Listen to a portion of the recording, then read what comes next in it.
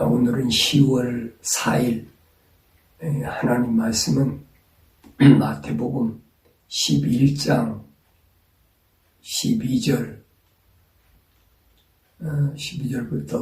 15절까지 봉독합니다. 침례 요한의 때로부터 지금까지 천국은 폭력으로 탈취되고 폭력을 쓰는 자들이 힘으로 그것을 차지하느니라. 모든 선지서와 율법은 요한까지 예언한 것이라. 만일 너희가 그것을 받을 의향만 있다면 오기로 약속된 엘리야가 바로 그 사람이라. 들을 귀 있는 자는 들을지어다. 아멘. 거기까지 보겠습니다. 가나안에 들어갈 자, 가나안을 정복한다. 하나님께서 이스라엘 백성을 처음에 아브라함을 통해서 부르실 때는 가나안 땅을 약속하신 것이다. 그 약속한 곳으로 이스라엘 백성이 회귀한다고 그럴까요? 돌아오는 것. 그것을 성경은 우리한테 하나의 예표로 가르쳐주고 있는데, 그건 무슨 말이냐면, 첫째 아담이 에덴에서 쫓겨나고 나서 마지막 아담이 이제 이 땅에 인간의 모습으로 오셔서 예수 그리스도지요. 그래서 우리가 그 예수를 따라가면 아담이 잃어버린 그 하나님의 동산을 정복할 수 있다. 그것이 이제 구약과 신약에 대해서 우리한테 설명해 주고 있는 겁니다. 그래서 누가 가나안을 정복할 것이냐. 구약에서는 몇 가지 얘기를 했죠. 그동안 몇에 대해서 지금 설명하고 있었어요. 그래서 이제 처음에는 제사장이 돼야 된다. 또 할례를 받아야 된다. 몇 가지를 설명했습니다. 그것이 우리가 오늘 그리스도의 기독교인이 말하는 하나님 나라 가는 것이다. 가나안을 정복하는 것이다. 그러기 위해서는 준비가 되어야 된다. 그 준비 과정을 쭉 설명하고 있습니다. 어떻게 준비할 거냐. 근데 그건 사람의 방법으로는 할 수가 없어요. 사람의 방법으로 하려고 다 실패한 게 모세잖아요. 40년 동안이나 광야에서 그렇게 소위 말하면 훈련을 받고 수양을 쌓았다고 그러나요?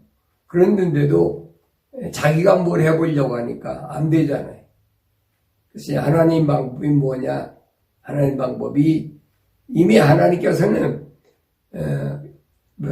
다 계획을 세워놓고 계세요. 성경 전체를 보면 그러니까 내 생각대로 내 마음대로 할 수가 없다는 거예요. 근데 사람들은 그걸 모르고 자기가 계획한 바가 있으면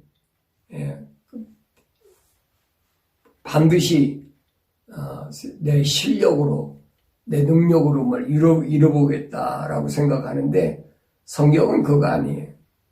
성경은 정반대입니다.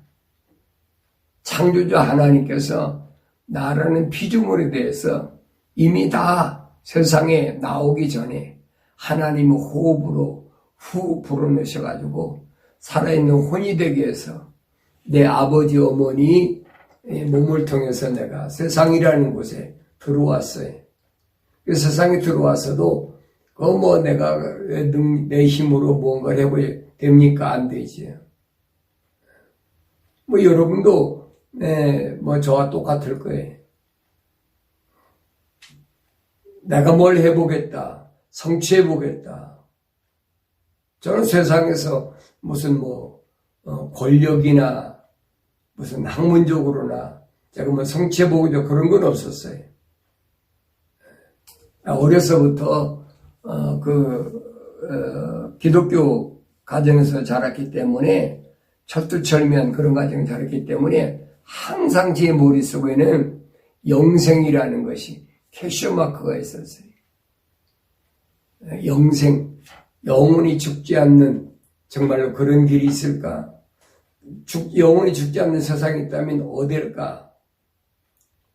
어렸을 때는 예수 믿고 천당 간다, 천당 간다, 얼마나 많이 들었어요. 근데 점점 자라면서부터는 그게 믿어지질 않는 거예요. 세상 환경은 나를 그냥 놔두질 않거든요. 내가 좀 더 공부를 열심히 하면 학교 성적도 싹 올라가고 많은 사람들도 다 잘한다고 칭찬하고 집에서도 잘한다고 수고했다고 용돈도 더 주고 그러니까 내 의식 속에는 뭔가를 내가 할 수 있다라 내 능력으로 뭔가 할 수 있다 그렇게 자신만만했지. 그런데 중요한 것은 핵심은 하나예요. 영생이라는 거, 영원히 죽지 않는다는 거. 그 정말 있을까? 그걸 어떻게 믿느냐? 그렇잖아요. 세상은 한 번 왔다 가는 건데, 그럼 영생이 있다고 하는데, 만약에, 내가 잘못 따라갔다. 내 인생은, 빵짝 나는 거 아니에요. 그러니까 그런 것 때문에 굉장히 망설이고, 제가, 어려서 신하의 가정에서 태어나고 자랐지만은 사춘기가 되니까 이게 자꾸 회의를 느끼고 또 이제 매형들이 목사고 전도사고 나 어렸을 때 그런 거 보니까 점점 마음이 멀어지는 거예요. 싫고 왜 저러고 살까? 세상 사람보다 다른 사람하고 이제 비교해 보는 거지. 내 친구들의 매형이나 이런 사람들 보면은, 학교 와서 자랑할 때 보면은, 우리 매형이 공군 파이러트라고 그러고, 또 무슨 군인 뭐라고 그러고, 다 그렇게 와서 자랑들 하는데, 나는 자랑할 게 있어야지. 그러니까 그런 것이 내가 사춘기 때는 굉장히 나로 하여금 신앙생활에 대한 회의를 갖게 했어요. 왜? 확실하지 않으니까. 어려서부터 신앙의 가정에 자랐는데도 그게 안 되더라고요. 솔직히 말씀드리는 거지.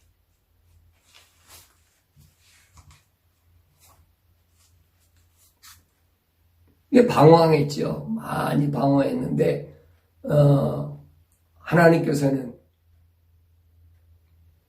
나를 그냥 놔두지 않으시더라.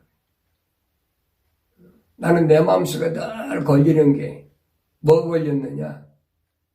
우리 어머니가 막내 아들인 나를 하나님 앞에 나시린으로 바쳤다. 그게 마음에 늘 걸리는 거예요.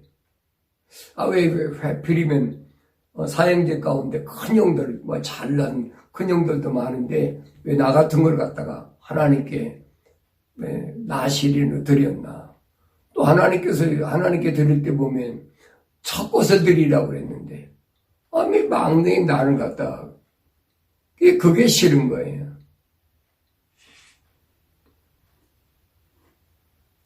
그래서 방황했는데 뭔가 내 힘으로 뭔가를 할 수 있다. 내 능력으로 뭔가를 할 수 있다. 그렇게 생각을 하고 성장했지요. 그러니까 유혹도 많았어요. 정계 들어와라, 또 어디 와라, 와라. 근데 하나님께서 그때마다 지금 생각하면 참 은혜 중에 은혜지요. 근데 다 그렇게 막으시더라. 근데 그때 막혔을 때 그 사람들이 얼마나 원망스럽고, 여기 소위 말하면 복수한다. 내 길을 가로막았다. 원수 갚는다. 뭐 별의별 생각 다 했지. 근데 하나님께서 그렇게 다 차단시켜 버리시고, 하나님이 계획하신 대로 다 그렇게 이끄시더라고요. 뭐 제가 목사 돼서도 마찬가지예요. 목사 돼서도 뭐 여러 가지 유혹도 많고, 그런데 그때마다 하나님께서는 그걸 다 차단시켜 버리고,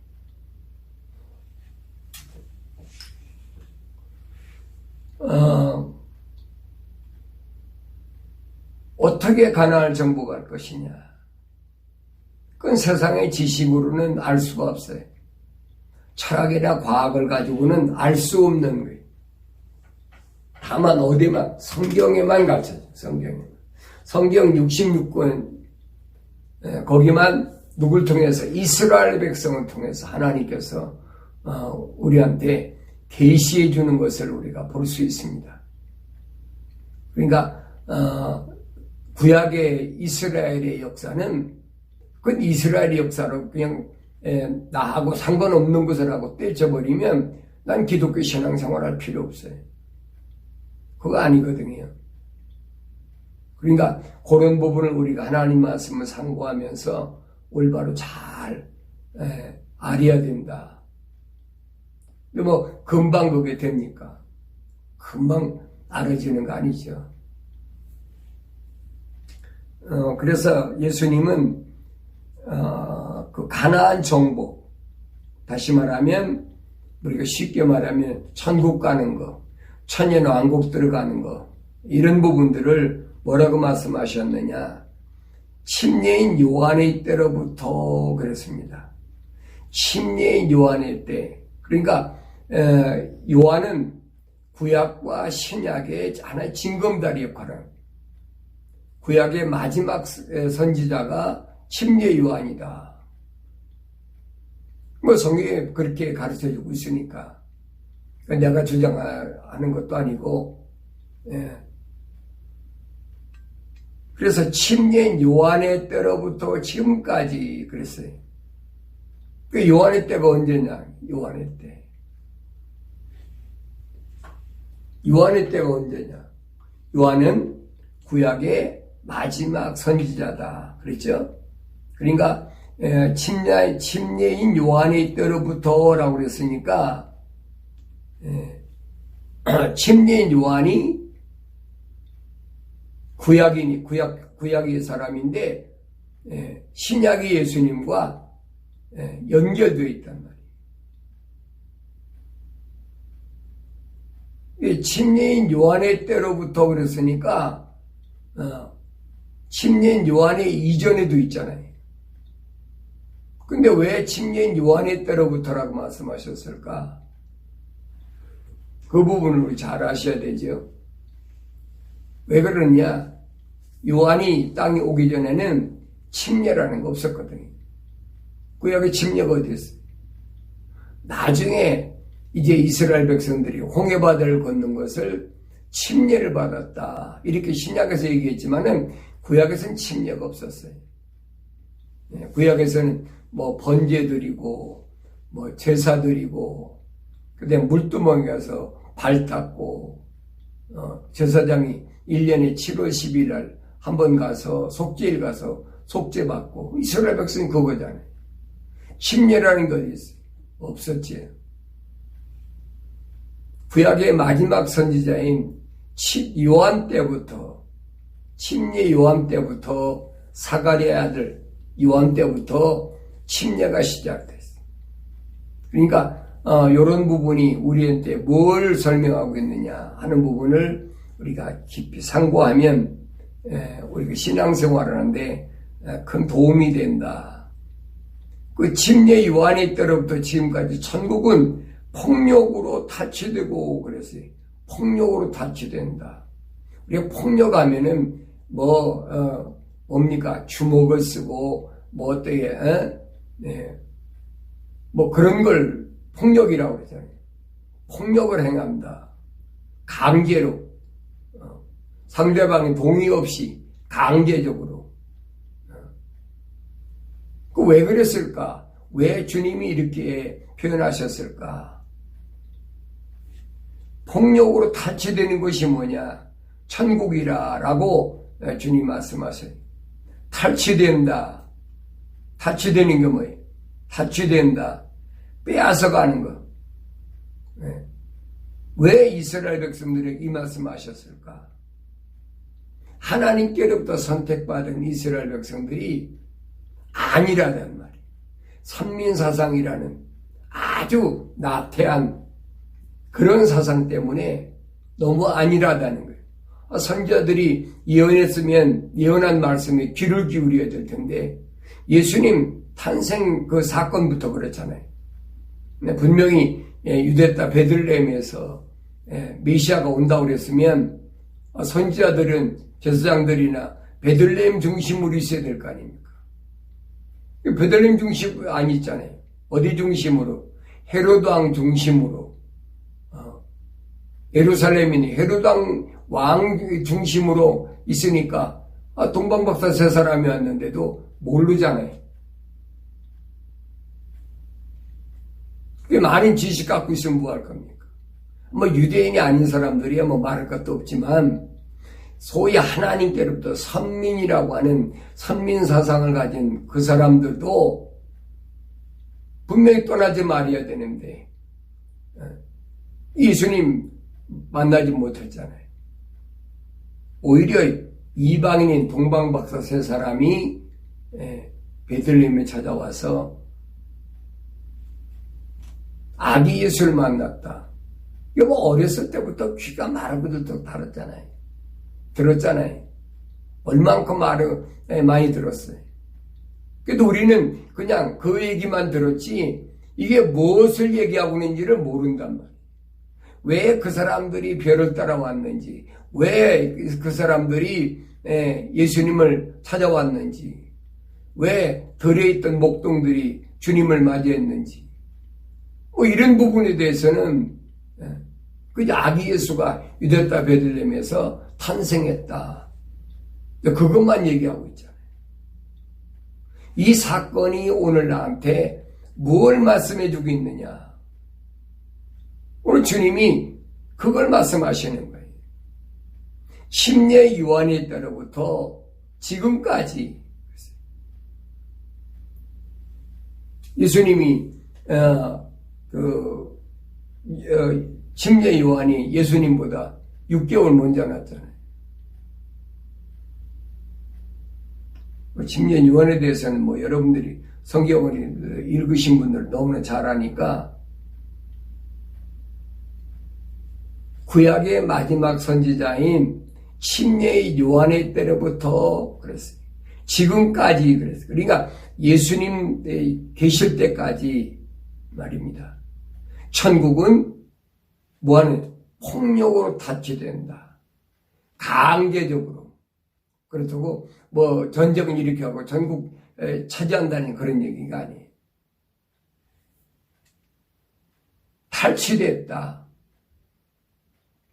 폭력을 쓰는 자들이 힘으로 그것을 차지하느니라 그랬습니다. 그러면서 모든 선지서와 율법은 요한까지 예언한 것이라. 요한까지. 선지서와 율법은 요한까지, 침례 요한까지 예언한 것이라. 만일 너희가 그것을 받을 의향만 있다면, 받을 의향만 있다면, 받고자 하는 정말 간절한 마음만 갖고 있다면, 오기로 약속된 엘리야가 바로 그 사람이라. 오기로 약속된 엘리야가 이스라엘 백성이 왜 중요합니까? 엘리야는 이스라엘 백성들에게 상징적인 인물이에요. 실제적인 인물이면서도 상징적인 인물. 무슨 상징적인 인물? 메시아가 오기 전에 반드시 누가? 엘리야가 온다는 얘기. 이것이 말라기 선지를 통해서 예언되어 있잖아요.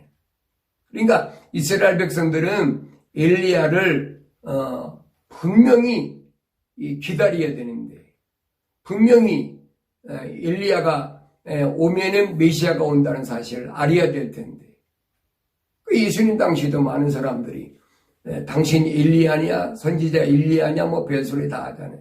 그 왜 그러냐면, 그런 그 말들이 왜 나오냐면, 엘리야가 와야 그 다음에 메시아가 온다는, 말라기서 4장 5절에 보면, 보라, 내가 주의 크고 무서운 날이 오기 전에 선지자 엘리야를 너희에게 보내리니, 그랬어요. 주의 메시아가 오기 전에. 유대인들은 예수님 모셔서 십자가 못 박아 죽으시라고 생각지도 안 했죠. 그 사람들은 역사적으로 보면 바벨론에서부터 그 다음에 메데파사, 그 다음에 그리스, 그리고 로마까지 지금 지배하는 그 동안에 자기들이 엄청난 압제 속에 살고 있으니까 여기서 해방시켜서 다윗 시대처럼 우리 유대인들이, 하나님의 선민들이 세상을 지배할 수 있는 어떤 패권을 칠 수 있는, 그래서 메시아를 기다리는 거예요. 메시아가 오면 그렇게 된다는 사실을 선지자들 통해서 그동안 많이 예언됐기 때문에, 그래서 여기서 보면 그랬습니다. 보라, 내가 주의 크고 무서운 날이 오기 전에, 그랬어요. 주의 크고 무서운 날이란 말은 주님이 뭐한다는 얘기예요. 세상을 심판하고 메시아로 유대인들을 그들이 갖고 있는 선민사상 그대로 세상에 패권을 가지고 있는 그런 민족의 주인으로, 여기 보면 주의 크고 무서운 날이라 합니다. 세상을 악을 심판해버리고 그런 날이 오기 전에 반드시 누구냐, 선지자 엘리야를 너에게 보내리니, 그랬어요.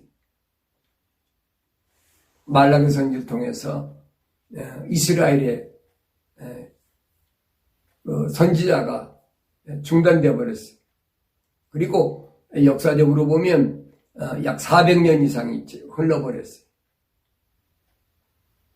그리고 침례 요한이 등장하지. 그래서 성경은 뭐라냐, 침례 요한을 구약의 마지막 선지자다, 그렇게 주님은 말씀하십니다. 분명히 엘리야가 와야 된다. 이거 잘 알고 있었지요. 그래서 예수님 당시도 많은 사람들이 내가 선지자냐, 내가 엘리야냐, 뭐 별소리 다 하는 거지.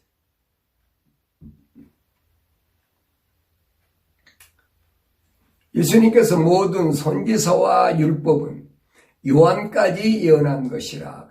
요한까지 예언한 것이라. 바울은 히브리서에서 예수님이 오셔서 뭐냐, 개혁했다.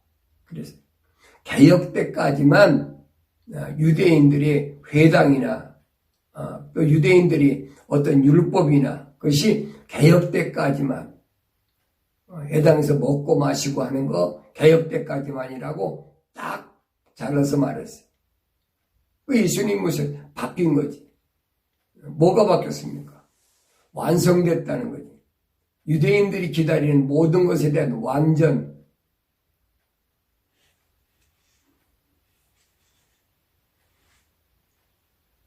그리고 그때 예수님 당시도 헤롯이 그 예루살렘 성전을 지은 것이 46년 됐다고 그러잖아요. 예수님은 뭐라고 말씀합니까? 그 예루살렘 성전 돌 하나도 도리에 남지 아니하리라. 그거 가짜라는 거예요. 참 하나님의 성전, 하나님이 거하실 수 있는 참 성전이 아니라는 얘기지. 유대인들이 알아듣지 못하지. 뭐 그 말만 못 알아듣습니까? 주님 비유로 말씀하신 거 알아듣는 사람이 몇이나 됐어요. 제자들 따라 불러놓고 제자들한테 예수님께서 비유가 아니라 직설적으로 그렇게 말씀하시니까 제자들이 그러잖아요. 왜 저들에게는 비유로 말씀하시고 우리에게만은 이렇게 직접 말씀하십니까? 그 예수님 말씀이거든요. 마태복음 13장 11절에 보니까 천국의 신비를 저들에게는 알리도록 허락되지 않았다는 거예요. 허락되지 않았다는 말은 천국의 신비를 아무한테나 그렇게 발설할 수가 없는 그 예수님이 하나님이 아들이신데도 그렇게 말씀하시잖아요. 천국의 신비는 아무나 아는 게 아니에요. 허락받은 사람과 허락받지 않은 사람이 따로 있다는 거예요. 그러니까 그 허락받은 사람들이 누구냐? 창세기 그 장조론에 제가 말씀드렸잖아요. 하나님의 호흡으로 지음받은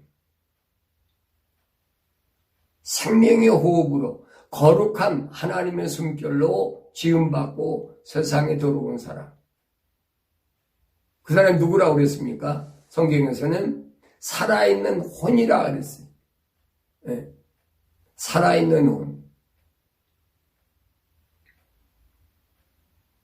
그 예수님 오셔가지고 세상에 와서도 우리는 모르잖아요.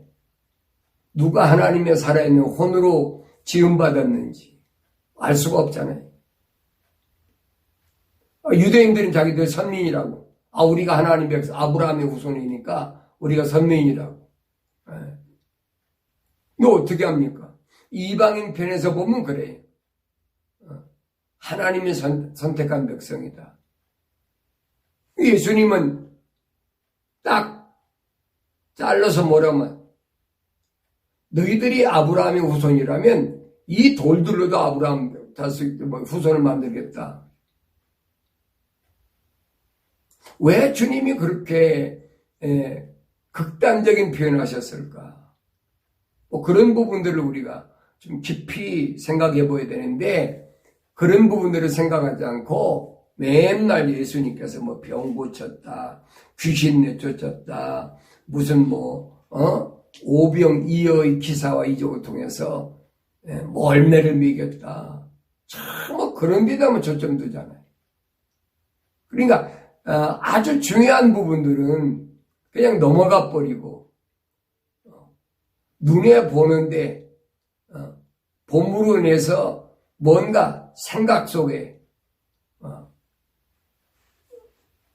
풍요로운 것, 세상의 권력이나 유대인들이 바른 게 그거니까 다윗 때처럼 다시 회복되는 그걸 바라고 있으니까 전부 거기에 초점하지. 지금도 마찬가지.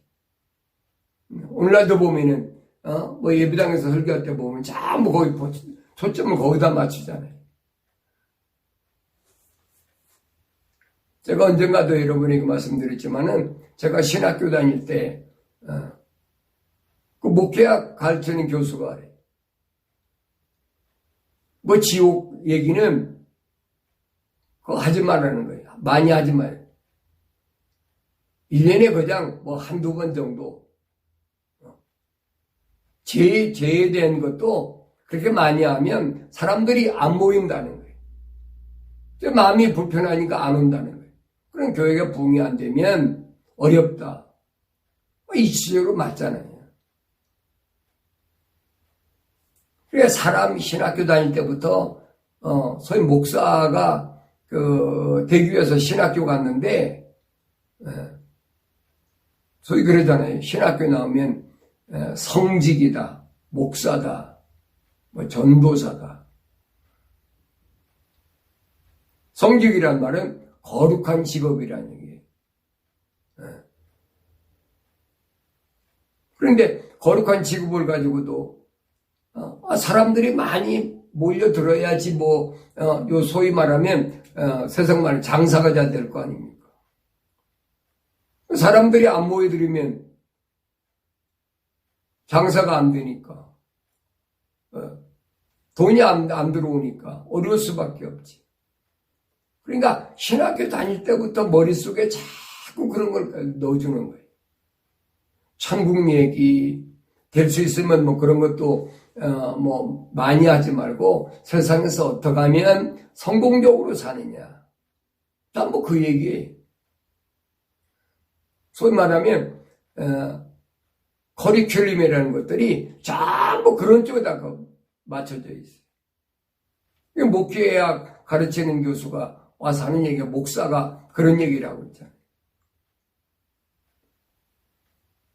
천국 지옥 얘기,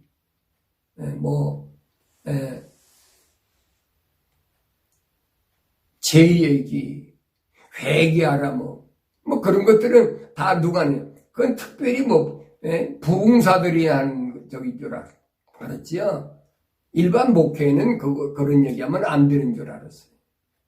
왜? 그렇게 가르치니까. 그렇게 가르치고 또 그렇게 그걸 가지고 시험 보고 학점을 주고 하니까 그 열심히 해야 또 학점 나오니까 그 머릿속에 박히잖아요.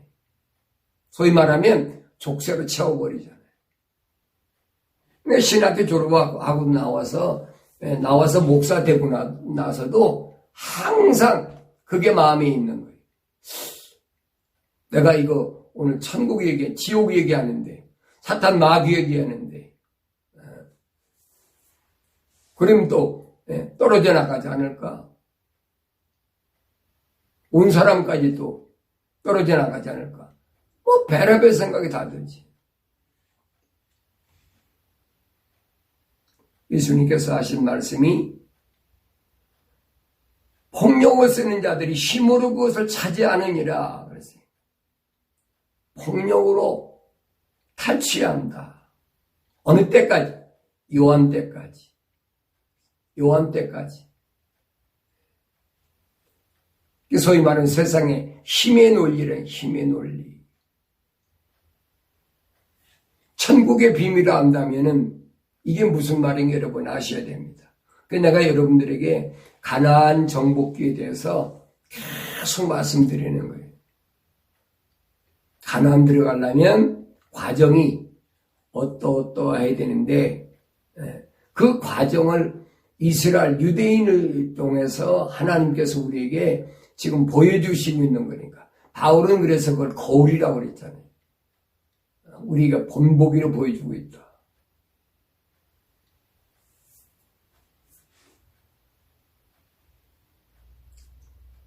만일 너희가 그것을 받을 의향만 있다면, 글쎄, 받을 의향만 있다면, 내가 정말로 천국 가기를 원하느냐? 내가 천국 가기를 위해서 예수 믿냐? 신앙생활 하는데, 유대인들이 하나님께로부터 선택받은 유대인들이라고 하는 사람들이 하늘에 대한, 하나님의 집에 대한 그 거룩에 대해서는 다 잊어버리고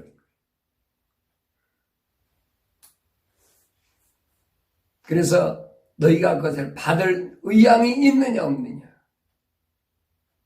심각한 문제지.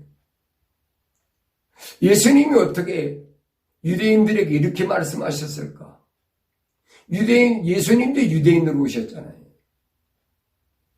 그런데 만일 너희가 그것을 받을 만한 그게 뭡니까?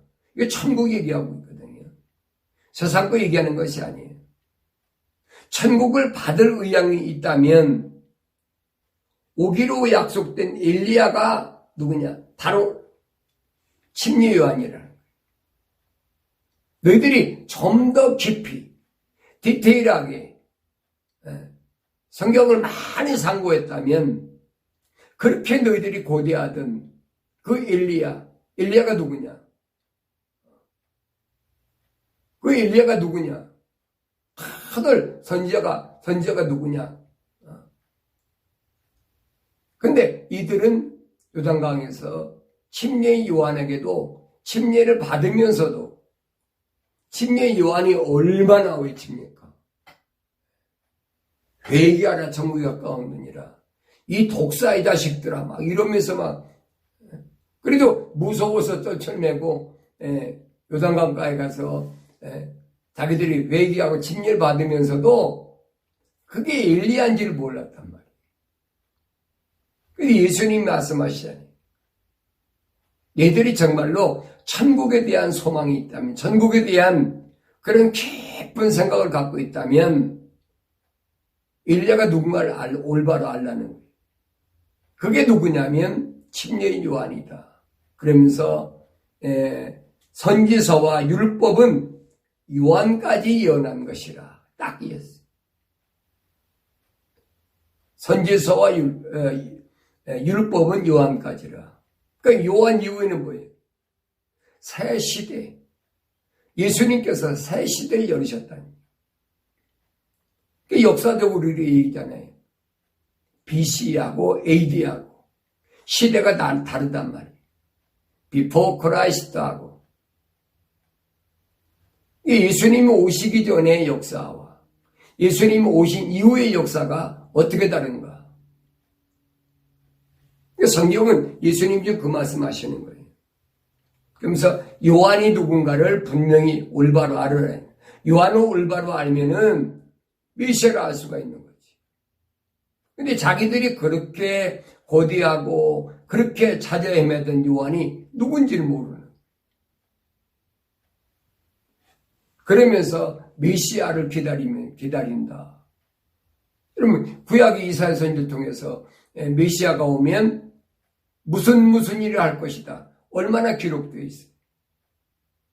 다른 사람은 몰라도 유대인은 알아야 되고 또 유대인 중에서도 누가 선지자들을 알아야 되고 바리새인들은 선생님께 알아야 되잖아요. 제사장들이나 서기관들은 알아야 되잖아요. 왜? 이 사람들은 가르치고 소위 말하면 요즘 상급기관 사람들이니까. 근데 이 사람들이 모르는데 어떻게 합니까? 바리새인들이 서기관 제사장들이 계속 예수님 따라다니면서 당신이 뭐 엘리야냐, 당신 선지자냐 계속 요한한테도 와서 그러잖아요. 사실대로 얘기해라. 내가 엘리야냐, 내가 선지자냐? 요한이 뭐예요? 나 엘리야 아니다. 아니 엘리야가 구약의 엘리야면 여러분 자기 엘리야라는 이름을 갖고 오겠습니까? 근데 이 사람들은 그저 엘리야라는 이름을 가진 사람을 찾든지 아니면 유단강가에서 그렇게 호령을 하고 침례를 주니까 무서우니까 이 사람이 권위 있는 그런 또 침례 요한은 또 사가랴 제사장의 아들이잖아요. 그래 이 사람들이 복잡한 거에 머릿속에. 그들에게 오늘 주님이 말씀하신 게 그겁니다. 구약의 모든 선지서와 율법은 요한까지 예언한 것이라. 그 이유는 모르죠. 그 이유는 메시아가 와야 되니까. 그러면서 너희가 만일 그것을 받을 의향만 있다면 너 어디에 초점 맞추느냐? 신앙생활. 천국에 초점을 맞추느냐? 아니면 메시아가 와서 세상을 다시 한번 다윗 때처럼 재패해가지고 유대민족이 세상에서 가장 으뜸 가는 선민으로서의 그런 것을 원하느냐. 예수님이 그 말씀하시는 거예요.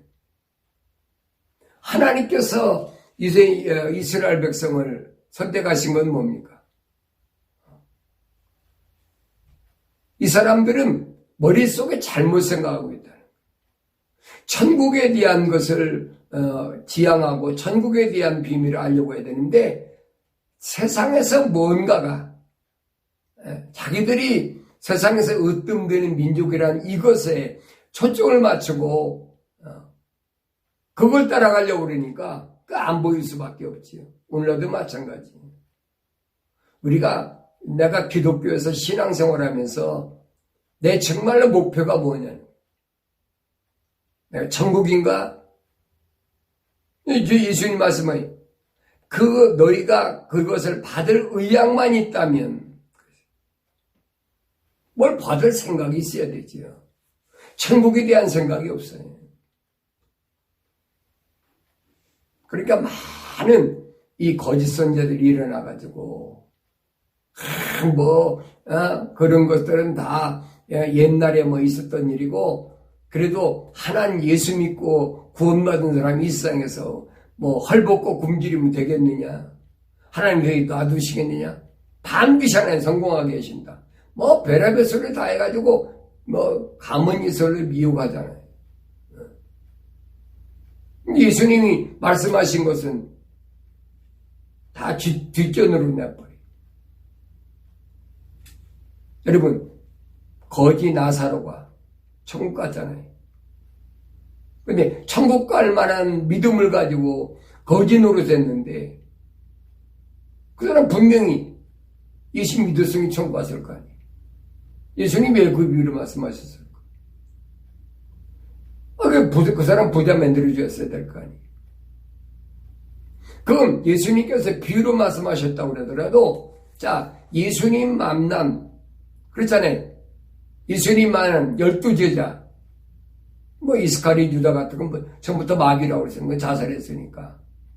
11제자. 또 마지막에 또 마띠아라고 또 12 채워졌잖아요. 또 바울도 있잖아요. 그 사람 말고도 70인 제자들 있잖아요.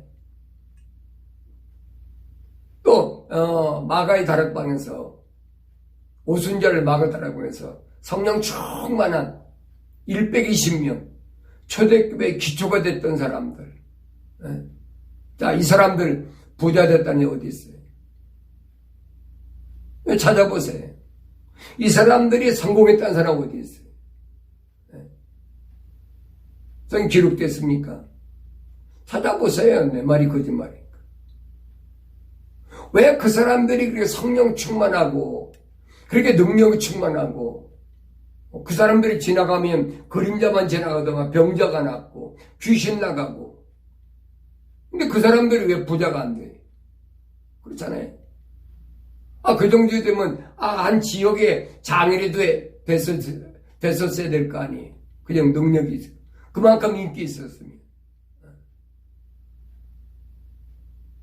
성경이 뭘 말씀하고 있는지를 그걸 모르고 있어요. 아무리 내가 지금 세상에 몸을 담고 있다 하더라도 하나님 말씀 성경이 나한테 뭘 말씀하는지를 알아야지. 그건 뒷전이고, 그냥 세상에서 어떻게 하면 한 푼이라도 더 벌고 조금이라도 명성을 얻고 남들한테 어떻게 잘 보일까. 그 예배당에 갈 때도 보면 요런 딱딱하게 그러고 하잖아요. 하나님 여러분 외모 보신다고 그랬어요? 아니잖아요.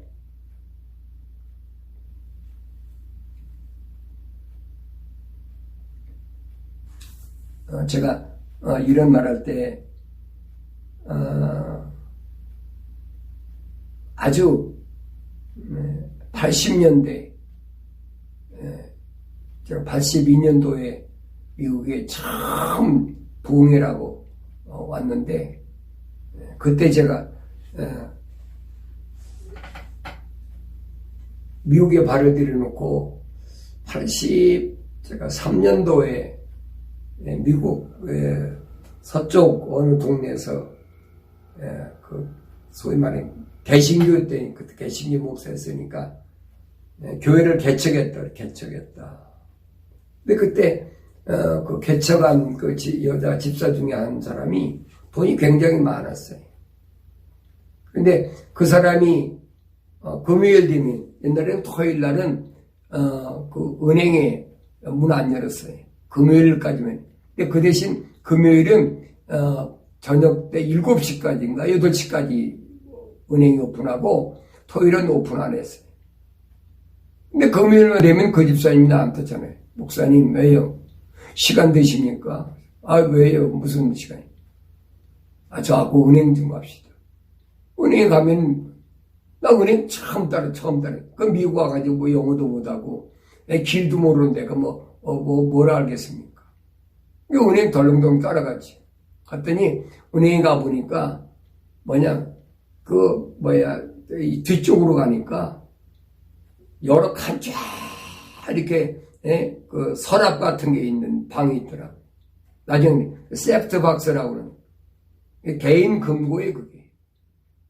그런데 그 집사님이 가서, 그 금고를, 세프트박스를 딱 여는데, 열쇠가 2개야.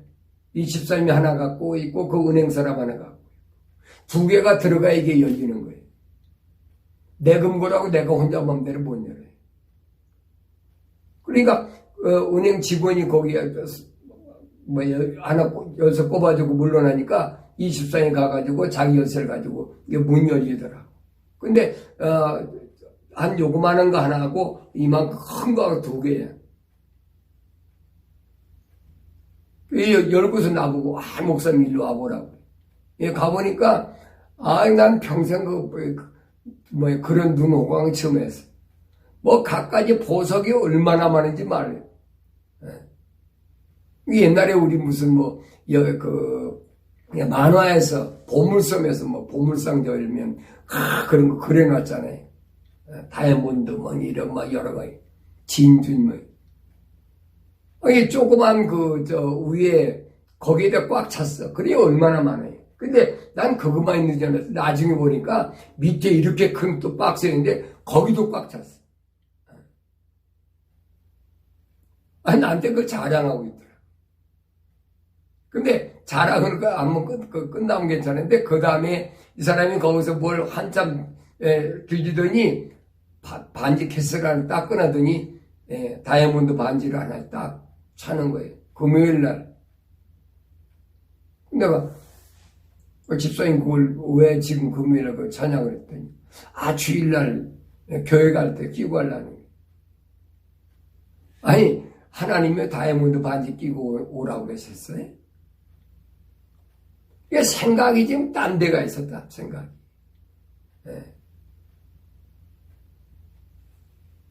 그래, 한 번은 제가, 그 집사님 손가락을 봤어요. 다이아몬드 반지 낀 걸.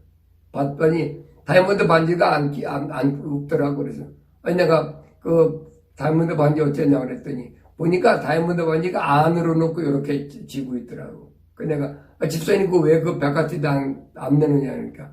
깜빡 잊어버렸다고. 평상시 댁을 밖에다 내놓고 이렇게 다니면, 강도 만났는데 도둑 만났는데, 이게 무섭다고 그걸 손 안에다가 이렇게 넣고 쥐고 다니냐. 그러니까 뭔가가 잘못됐다, 뭔가 잘못됐다.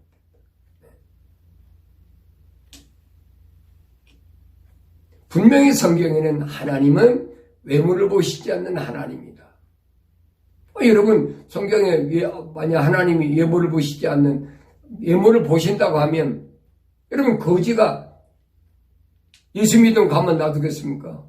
부자 만들어가지고, 천국 보내야 될 거 아니에요. 이런 생각들을 전혀 못한다. 만약에 부자가 권력 있는 사람이, 권력 잡은 사람이, 천국 간다? 그렇지 않은 사람은 천국 못 간다? 그러면, 머리 뒤밀고 싸워가지고 부자 돼야 되지요. 그러니까 성경과는 정반대예요. 예수님 부자가 천국 가는 것은 낙타가 바늘끼 들어가기보다 어렵다. 못 들어간다는 얘기죠. 그런데 왜 그런 얘기를 하면서 자꾸 돈 버는 쪽으로만 목사가 설교를 하냐. 이게 뭐가 잘못됐다는 게 잘못됐다. 왜 신학교 다닐 때부터 목사 되기 위한, 소위 목사 후보생이지. 목사 되기 위해서 신학교 간 사람들한테 전부 그런 식으로 가르치는 거예요. 그러니까 성경과는 정반대예요. 그러니까 성경과 하나님과의 말씀과는 정반대는 뭐예요? 사탄의 사상이라. 이게 얼마나 무서운 일인 걸 알아야 되는데 그때는 몰랐어요.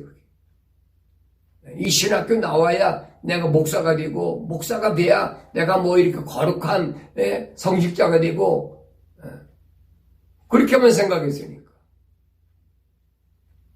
오늘 주님이 물으신 건 그거예요. 만일 너희가 그것을 받은 의향만 있다면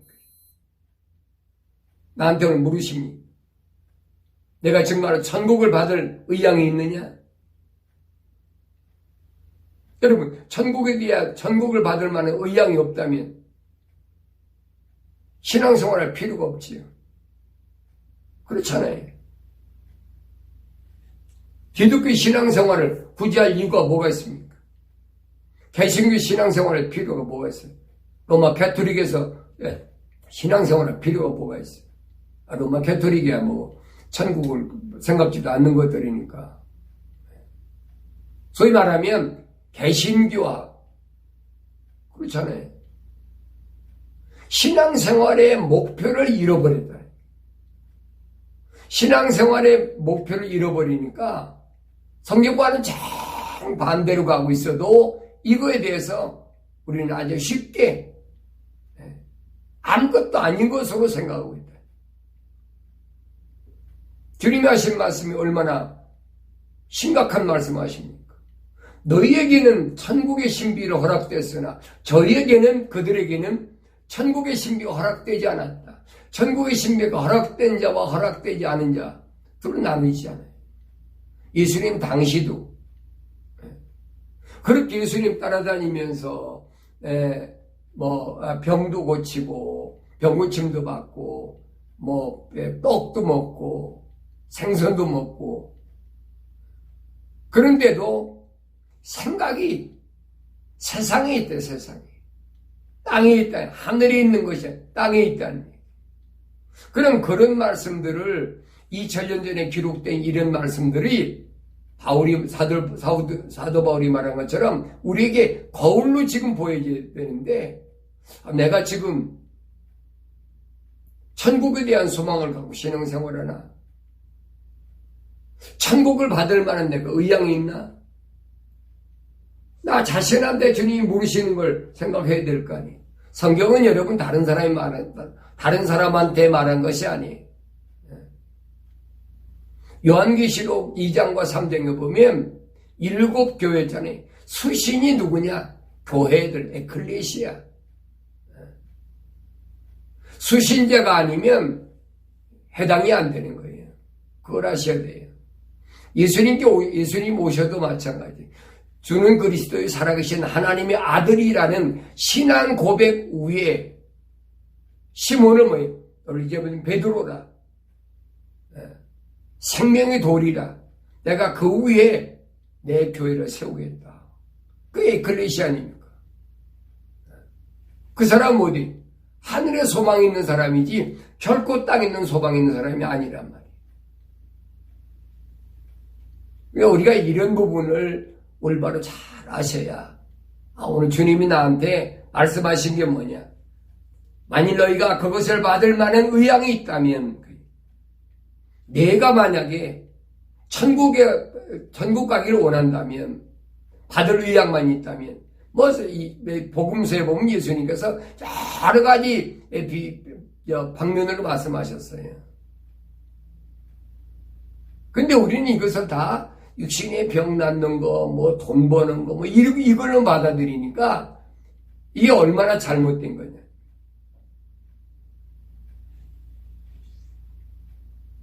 요즘같이 여러분 팬데믹으로 우한 코로나 바이러스 19 가지고 여러 가지 힘들다고 그랬잖아요. 미국은 트럼프 대통령 내에도 바이러스 걸렸다고 그래가지고 대대적으로 자가격리한다고 그래. 그거 대단한 일이에요. 바이러스 독감도 많아요. 근데 독감 걸렸다고 큰 문제가 됩니까? 여러분, 나이 많은 사람은 독감 걸려 죽기도 하고, 젊은 사람이 안 죽어요. 젊은 사람이 죽지요. 독감 걸렸어.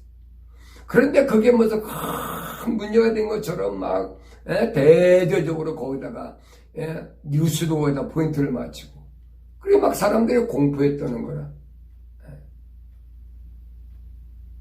그 나를 만나는 사람도 그래. 목사님, 별일 없으십니까?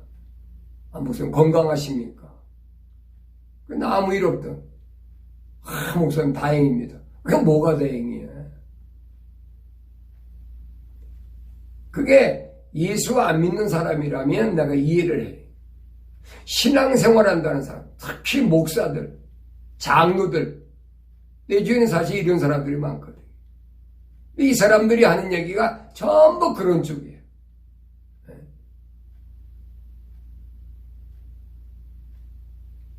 받을 만한 의향만 있다면, 어디를 천국을 받을 만한 의향이 있다면, 내가 천년 왕국, 주님의 왕국이 내 앞에 있다면 내가 들어가기를 원한다면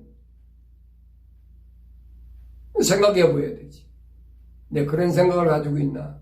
내가 그런 생각을 가지고 신앙생활하나?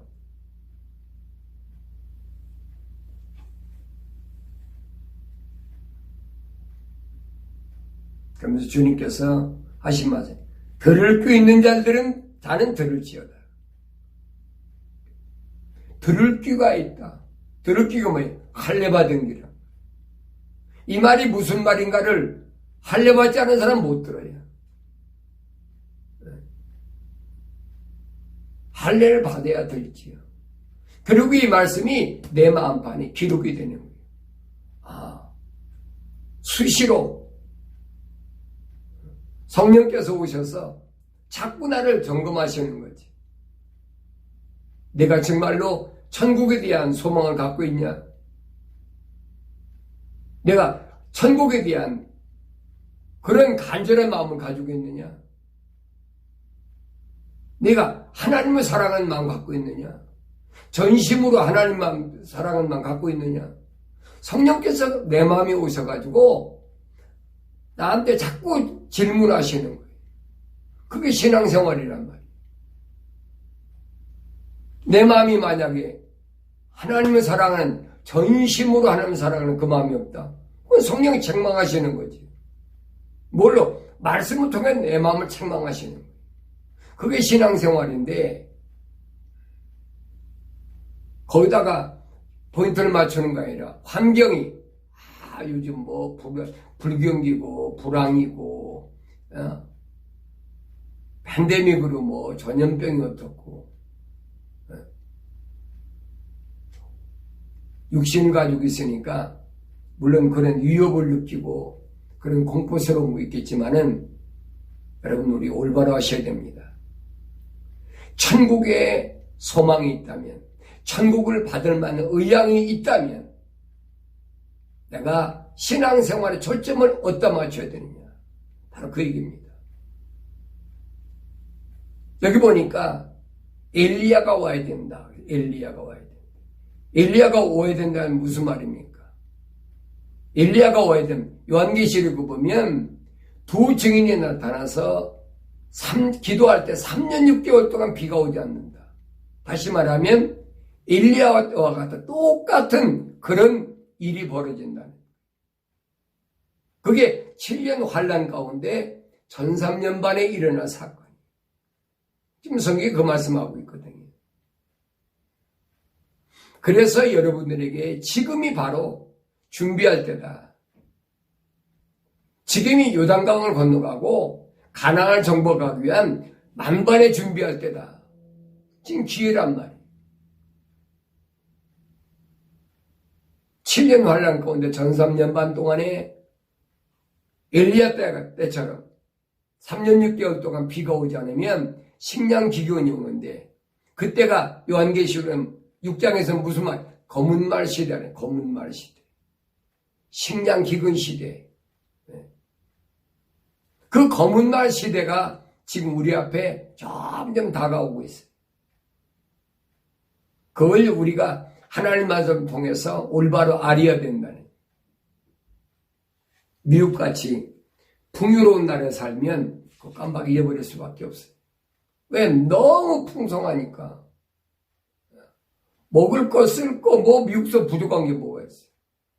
아프리카나 뭐, 동남아 빈민국이나 말이지.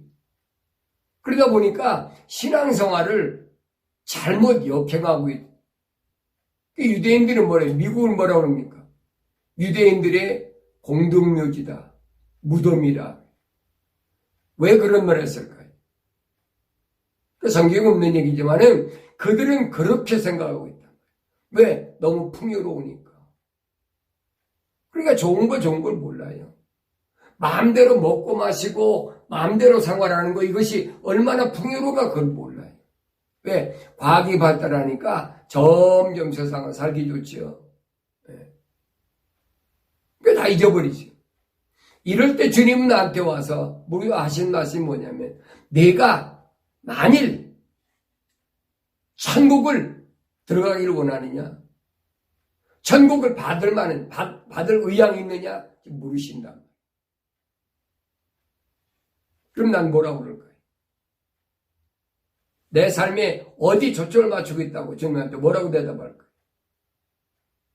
내가 여러분들에게 7년 대환란이라는 것은 피할 수 없는 것이다. 성경의 전체적인 그림을 보면은 반드시 그때가 뭐냐? 엘리야의 난이다. 엘리야가 기도하니까 3년 6개월 동안 비가 오지 않았다. 그걸 그대로 요한계시록에 설명하고 있어요. 그럼 주님 재림하시는 거지요. 그 다음에는 주님은 그 말씀 하신 거예요. 그러면서 하신 말씀은 들을 귀 있는 자는 들을지어다. 귀가 할례받은 사람은 듣게 됩니다. 그래서 내가 귀를 할례받는 것이 얼마나 귀중한가 하는 것을 여러분이 자꾸 말씀드리는 거예요. 세상 소리는 많이 들어도 뭐 내 육신이 건강하고 뭐 돈 잘 벌고 뭐하고 그런 얘기는 많이 소리 들려도 주의 음성이 안 들린다는 거예요. 그게 들려져야 그 사람이 누구냐? 하나님의 거룩한 혼으로 지음받는 사람입니다. 여러분 자신 한번 돌이켜보세요. 내가 목사고 장로고 내가 집사고 내가 선교사고 근데 들려집니까? 뭐 돈벌이 한다, 뭐 누가 성공했다, 뭐 어쨌다, 그건 귀가 번쩍 뜨는데 왜 그러느냐? 내 마음이 의향이 어디에 있느냐? 세상에 성공한 데 있다니. 내 의향이 천국에 있는 것이면, 천국에 있다면 하나님 말씀을 통해서 분명히 엘리야가 먼저 와야 메시아가 온다고 이 약속이니까. 말라기 선지를 통해서 약속한 말씀이 그거 아닙니까? 말라기 4장 5절 보니까 보라 내가 주의 크고 무서운 날이 오기 전에 그랬어요. 주의 크고 무서운 날이 언제입니까? 심판날이에요. 엄청난 심판. 요한계시록을 아무나 못 읽는 거예요. 왜? 너무 무서우니까, 무시무시하니까. 근데 요한계시록을 자세히 읽어보면 너무나 아름답고 복된 말씀이에요. 무시무시하고 무서운 건 세상 사람들이지 하나님 백성들은 제때 아닙니까? 메시아가 오야 우리 때가 오는 거지. 환란이 어떻고 그거 우리하고 무슨 상관이 있어요? 세상에 하나님이 심판하실 때 내리는 거지. 여러분 이스라엘 백성이 출애굽하는데 10가지 재앙이 이스라엘 백성은 무슨 상관이 있습니까? 그렇잖아요. 애굽 사람들에게 문제가 되는 거지. 출애굽하는 이스라엘 백성에게 무슨 문제가 되냐 말이에요. 메뚜기가 오든 전염병이 오든 물이 피같이 바뀌든 그 무슨 상관이 있어요. 근데 그런 것들을 올바로 이해를 못하니까 그냥 환경이 조금은 이상해지면 두려워가지고 성경에는 난 뭐 자세히 안 세워봤지만은 오늘 책에 보니까 그렇더라고요. 두려워 말라. 두려워 말라는 말은 365번이 기록됐다고 해요. 두려워 말라, 두려워 말라. 가나안 땅을 정복하고자 하는 지도자 여호수아에게 주님이 하신 여호수아 1장에 보면은 몇 번을 말씀하십니다. 여호수아 두려워하지 말아라. 두려워하지 말아라. 내가 모세와 함께 있던 것처럼 너와 함께 할 테니까 좌로 나오라. 치우치지 말고 두려워 말라. 오늘 이 말씀을 우리 마음속 깊이 여러분 깊이 간직하시고 환경이 조금 어렵고 뭐 한다고 그래요. 여러분 두려워하지 마세요. 매일 에브리데이 주님 말씀하시 두려워하지 말아라. 두려워하지 말아라. 이게 명령이잖아요. 그래서 여러분은 세상은 얼마나 살든 간에 뭐 좀 오래 살면 뭐하고 좀 덜 살면 어때? 그건 나하고 아무 상관이 없어. 때가 차면 하나님께서 반드시 나를 불러오신다는 사실을 깊이 명심하시고 날마다 환경을 뛰어넘는 이기는 그런 승리의 삶을 살길 바랍니다.